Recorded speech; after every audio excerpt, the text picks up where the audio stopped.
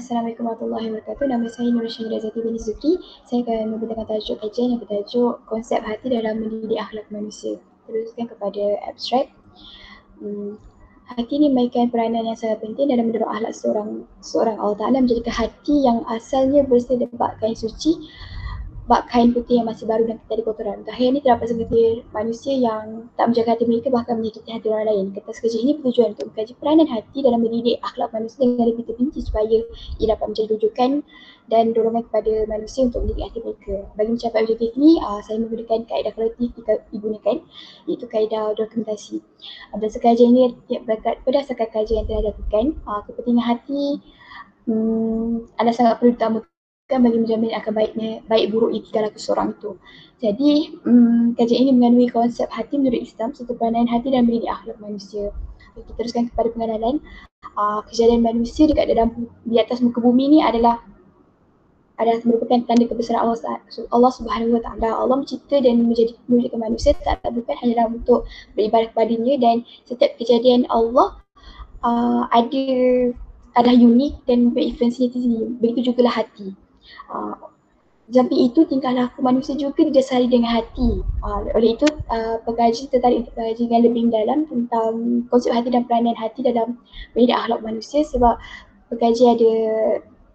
dekat pada masa ini terdapat ramai masyarakat yang tak jaga hati mereka dan bahkan menyakiti hati orang lain. Seperti artikel ni, di mana artikel mengatakan bahawa terdapat seorang ni berani menghina isteri Zul Adil. Saya rasa benda ni tak perlu ini tidak patut untuk dilakukan, sebab dalam buku negara kita sendiri ada menyatakan bahawa kesetiaan beraja negara, dan agama Islam sendiri menyuruh kita untuk menghormati pemimpin. Maka artikel ini sangat penting dilakukan agar masyarakat Malaysia mampu mendidik hati mereka, baik hati mereka, percakapan mereka maupun langan mereka untuk menulis perkara-perkara yang baik di laman sosial. Kita pergi pada soal literatur.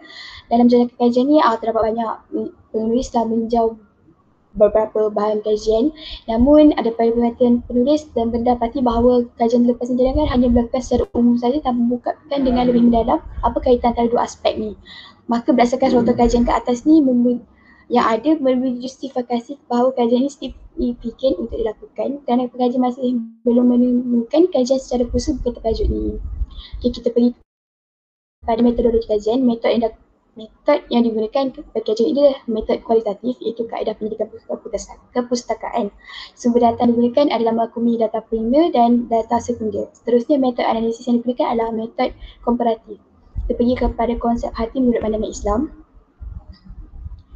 Okey. Definisi hati. Menurut Imam Al-Ghazali, hati ada dua makna. Satu adalah merupakan segumpal daging yang berbentuk bulat panjang yang terdapat dalam dada, iaitu jantung kita. Itu hati yang bawah jantung tu. Lepas tu yang kedua, definisi Al-Qaeda daripada makna jiwa. Iaitu sesuatu yang halus, latifah, bersifat ketahanan dan bersifat rohaniah. Lepas tu dari Al-Quran, dalam surah Asy-Syu'ara yang bermaksud di hari harta dan anak lelaki-lelaki yang tidak berguna kecuali orang-orang yang menghadap Allah dengan hati yang bersih. Lepas tu kita teruskan kepada tujuan Allah menciptakan hati manusia ni. Tujuan Allah menciptakan hati manusia adalah untuk digunakan, Allah menciptakan hati manusia adalah untuk digunakan sebaiknya, kerana hati membuatkan manusia mendekatkan diri kepadanya, bukan untuk tujuan disisihkan. Lepas tu tujuan utama penciptaan hati adalah untuk penerimaan dan menerima ilmu dengan kebijaksanaan. Ilmu sangat penting sebab yang diturunkan kepada Nabi Muhammad SAW adalah tuntutan untuk ilmu dengan membaca. Keseimbangan hati ada dua. Ada dua keseimbangan hati manusia, daripada sudut zahir dan sudut spiritual. Kalau sudut zahir merupakan organ kedua terbesar dalam tubuh manusia, merupakan fungsi utama dalam tubuh manusia, dan ketika hati dapat tumbuh semula. Dari sudut spiritual pula, penentu akhlak manusia mendapat ilmu diri dan panduan kepada kehendak manusia. Kita teruskan kepada busa hati. Menurut Imam Ghazali, busa hati manusia adalah syaitan. Sebagai firman Allah yang bermaksud, bukankah aku telah memerintahkan kepada kamu, hai anak Adam, bahawa janganlah kamu memuja syaitan, sehingga syaitan itu musuh nyata bagi kamu. Kita teruskan kepada peranan hati dalam mendidik akhlak manusia. Peranan hati dalam mendidik akhlak manusia yang pertama ialah hati sebagai pendorong manusia melakukan perbuatan baik atau perbuatan buruk. Oleh perbuatan baik ni, hati ni penggerak pada utama dalam diri manusia yang menentukan baik atau buruknya akhlak seorang manusia itu. Yang kedua,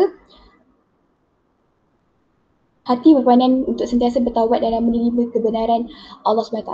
Maka daripada ayat ni kita dapatlah faham bahawa kita hendaklah bertaubat jika mendapati hati kita sudah terpesong daripada ajaran sebenar. Okey, yang ketiga, hati berperanan sebagai melihara manusia agar tidak melakukan dosa. Jika seorang melakukan dosa, maka ia tak rasa tenang. Jadi bila tak rasa tenang, kita perlu kepada pendidikan hati yang mana ia akan mengajak hati kita dan cenderungkan hati kita untuk sentiasa melakukan baik dan mencegah kemungkaran. Yang keempat adalah hati berperanan untuk berpegang teguh dalam kepercayaan seorang terhadap sesuatu. Maksudnya kepentingan pendidikan hati ni adalah untuk menyelamatkan manusia daripada pujuk rayu dan godaan syaitan dan nafsu kita sendiri juga.